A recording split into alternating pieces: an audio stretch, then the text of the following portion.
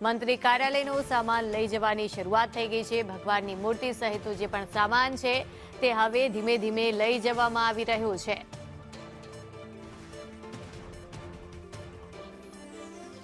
આવતીકાલે કયા નવા મંત્રી હશે તેમના નામ તો સામે આવ્યા છે, પરંતુ રાજીનામા અત્યારના જે પણ મંત્રીઓ હતા તેમણે આપી દીધા છે। સીએમ સિવાય તમામે રાજીનામા આપી દીધા છે અને રાજીનામા બાદ હવે ધીમે ધીમે તેની અસર પણ દેખાઈ રહી છે, કારણ કે રાજીનામું આપી દીધા બાદ મંત્રીઓના જે કાર્યાલય છે, ઓફિસો છે તે ધીમે ધીમે હવે ખાલી થઈ રહી છે। ભગવાનની મૂર્તિ સહિતનો સામાન હવે લઈ જવામાં આવી રહ્યો છે અને દરેક ઓફિસને ખાલી કરવામાં આવી રહી છે। ત્યારે આવતીકાલે જે પણ નવા મંત્રી આવશે તેઓ પોતાનો કાર્યભાર સંભાળી શકે તે માટેની આ વ્યવસ્થા અત્યારથી કરવામાં આવી છે, જેથી તેઓ દિવાળી પહેલા જ પોતાનો કાર્યભાર સંભાળી શકે। રાજીનામું દરેક મંત્રીએ ધરી દીધું છે। વિસ્તરણની જ્યારે ચર્ચાઓ થઈ રહી છે ત્યારે અત્યારના જેટલા પણ મંત્રીઓ હતા તેમનું રાજીનામું લેવાઈ ગયું છે।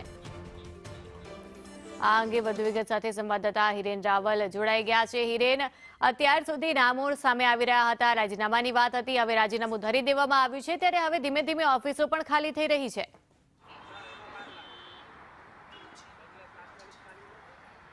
જે મંત્રીઓને રાજીનામા આપ્યા છે એ 16 મંત્રીઓ છે એ પોતાની એક બે મંત્રીઓની વાત કરતા પોતાની કચેરીઓ છે તે ખાલી કરવા માટેની શરૂઆત કરી દેવામાં આવી છે।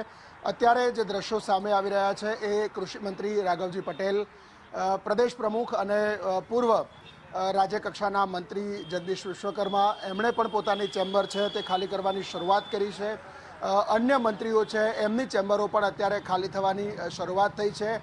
જે સૂચના એમને આપવામાં આવી છે તે અંતર્ગત આજે મોડી રાત સુધીમાં આ મંત્રીઓએ પોતાની ચેમ્બરો છે એ ખાલી કરવાની છે અને ત્યાર પછી એ ચેમ્બરોની સાફ સફાઈ કરી આવતીકાલે બપોર પછી એટલે કે સાંજના સમયે નવા મંત્રીઓને કેબિનેટ બેઠક પછી આ ચેમ્બરો છે તે ફાળવવામાં આવશે। એ જ પ્રકારે બંગલા એટલે કે સરકારી નિવાસસ્થાન છે મંત્રીમંડળમાં, એમાં પણ જે મંત્રીઓ રિપિટેશનમાં નથી એવા મંત્રીઓએ અઠવાડિયાની અંદર બંગલા ખાલી કરવા, જેથી કરી અને નવા મંત્રીઓને આ બંગલા આપી શકાય। આ સાથે મંત્રીમંડળ નિવાસસ્થાનમાં કેટલાક બંગલાઓ હજુ ખાલી છે તો એ બંગલાઓ પણ અન્ય મંત્રીઓને ફાળવવામાં આવશે, જેથી કરીને મંત્રીઓ નવા નિવાસમાં અત્યારે હાલના તબક્કે ટેમ્પરરી રહી શકે। જે સ્થિતિ અત્યારે દેખાઈ રહી છે એ જોતા 4 થી 5 જેટલા મંત્રીઓ જ રિપિટેશનમાં છે, એટલે એમના સિવાયના જે મંત્રીઓ છે એમની ચેમ્બરો અત્યારે ખાલી કરવાની શરૂ કરી દેવામાં આવી છે। સંપૂર્ણ ચેમ્બરો ખાલી થયા પછી સામાન્ય વહીવટ વિભાગ હસ્તક મૂકી એની સાફ સફાઈ અને જરૂર પડશે ત્યાં સમારકામ કરી આવતીકાલે બપોર સુધીમાં આ ચેમ્બરો સંપૂર્ણપણે રેડી કરી દેવામાં આવશે, તૈયાર કરવામાં આવશે।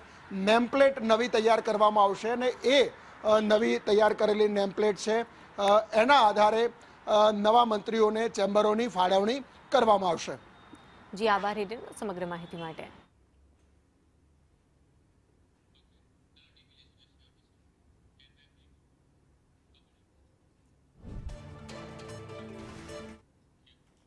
ત્યારે મંત્રીમંડળનું વિસ્તરણ થવાનું છે અને શપથના મંચ ઉપરથી જ જાહેર થશે મંત્રીઓનું કદ।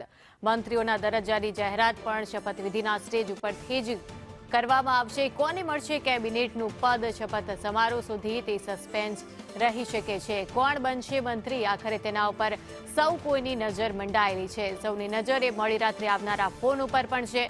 આવતીકાલે મહાત્મા મંદિરમાં મંત્રીઓના દરજ્જા ઉપરથી પડદો ઉડશે। આ અંગે વધુ વિગત સાથે સંવાદદાતા નિર્મલ દવે જોડાઈ ગયા છે। નિર્મલ, કોણ બનશે મંત્રી, સૌ કોઈની નજર તેના ઉપર જ છે।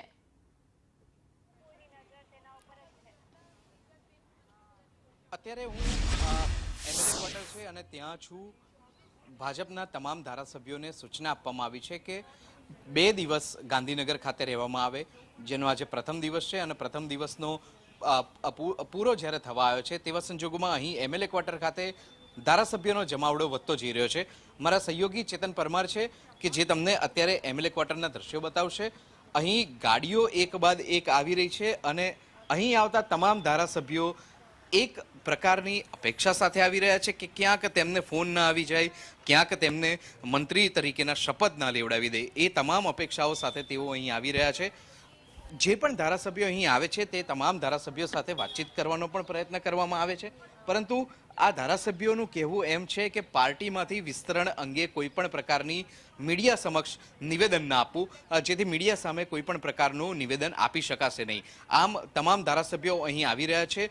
ભાજપના ધારાસભ્યોનો જમાવડો અહીં એમએલએ ક્વાર્ટર ખાતે વધતો જઈ રહ્યો છે અને તમામ લોકો આવતીકાલે જે યોજાનારો શપથ ગ્રહણ સમારોહ છે તેમાં તેઓ ખાસ અપેક્ષા સાથે આવી રહ્યા છે કે કદાચ તેમનું નામ કોઈ મંત્રી તરીકે ન આવી જાય. જી આભાર નિર્મલ સમગ્ર માહિતી માટે. તો મંત્રીઓના દરજ્જાની જાહેરાત શપથ વિધિના સ્ટેજ ઉપરથી જ થશે અને ત્યારે જ ખબર પડશે આ જે પડદો હાલ પડેલો છે તેનાથી